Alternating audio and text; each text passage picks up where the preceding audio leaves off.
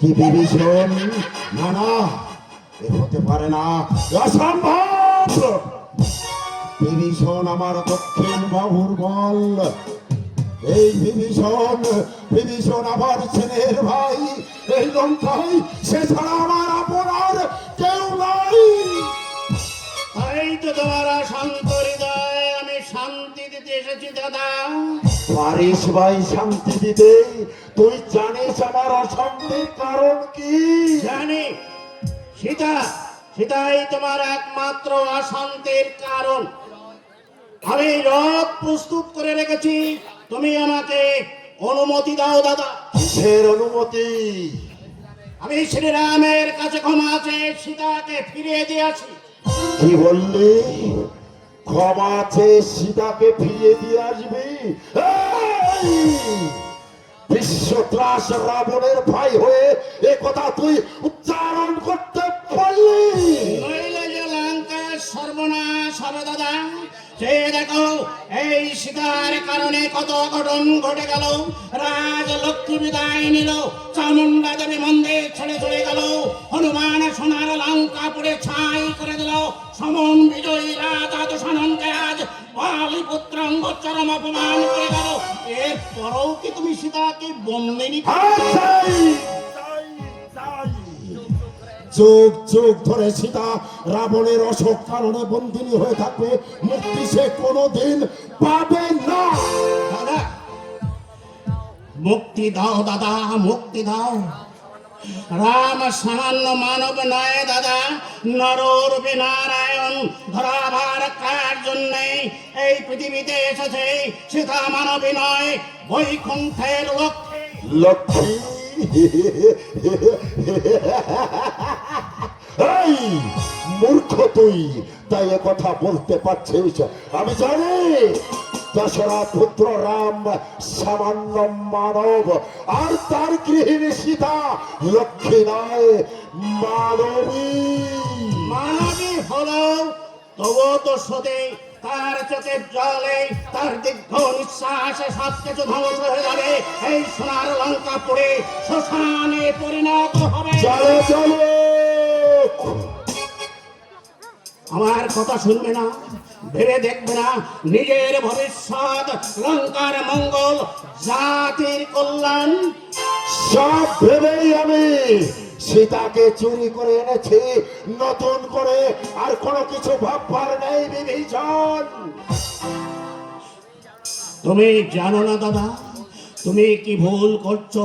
তোমার এই ভুলের জন্য গৃহস্থের গৃহিণীরা ভিখারীদের দেখলে আতঙ্কে শিউরে উঠবে, ভিক্ষার পরিবর্তে অপমান করে তাড়িয়ে দেবে। আমি তোমার পায়ে ধরে অনুরোধ করছি দাদা, এখনো ফেরো, কথা শোনো, ফিরে দাও তুমি শ্রীরামের সীতাকে। বিভীষণ! রাবণ তার সংকল্পে অটুট। আমি আজই অশোক কাননে যাব এবং সীতার সান্নিধ্য লাভ করব। ভীষণ তো হতে যাবে না দাদা। জ্যেষ্ঠ ভাই কুবেরের বহু সুখ সমৃদ্ধি করা এই কনক লঙ্কায় সমান অধিকার আছে আমাদের তিনটে ভাইয়ের। সেই অধিকারে আমি এখানে নারী নির্যাতন করতে দেব না। আমি মুক্তি দেব শ্রীরামের। লঙ্কেশ্বর ওই সিংহাসন থেকে নারী নির্যাতনকারী মহাপাপিকের এই পুণ্যময় সিংহাসনে বসতে দেব না। বললি? কি বললি তুই? এত শ্রদ্ধা তোর? সিংহাসনের লোভে তুই আমাকে রক্তচক্ষু দেখাস? তবে শোন বংশের কুলাঙ্গার, আজ থেকে এই কনক লঙ্কায় তোর কোনো স্থান নেই। আমি তোকে নির্বাসন দণ্ড দিলাম। দণ্ড আমি মাথা পেতে নেব দাদা, বিনিময়ে শুধু তুমি সীতাকে মুক্তি দাও। তোর হয়ে যা ভ্রাতৃদ্রোহী ভীরু কুলাঙ্গার।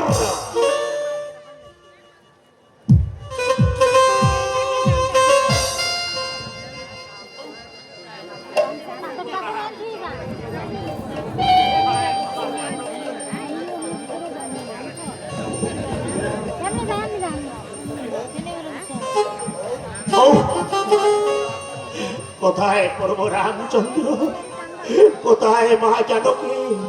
দেখো রাজাকে আমি হিত উপদেশ দিয়েছিলাম, এই তার যোগ্য কি হয়েছে? কি হয়েছে? তুমি অমন করছো কেন? পুরস্কার পেয়েছি শর্মা, পুরস্কার পেয়েছি। লঙ্কার ভবিষ্যৎ চিন্তা করে আমি সীতাকে ফিরে দেওয়ার জন্য আমি অনুরোধ করেছিলাম, তাই তার উপযুক্ত পুরস্কার পেয়েছি। ওকি, তুমি অমন করে করছো কেন? তোমার চোখে জল কেন? বলো, বলো, কি পুরস্কার দিয়েছেন রাজা? পদাঘাত। পদাঘাত। হ্যাঁ। ও ও প্রভু রামচন্দ্র, চিরদিন যে ধর্ম মেনে এসেছে, তোমার চরণ বন্দনা না করে যে জলগ্রহণ করেনি, তাকে আজ অন্যায় ভাবে পদাঘাত সইতে হলো। এতেই চঞ্চল হচ্ছে শর্মা, আরো আছে, আরো আছে। আর আমায় লঙ্কায় থাকার অধিকার নেই শর্মা, রাজা আমাকে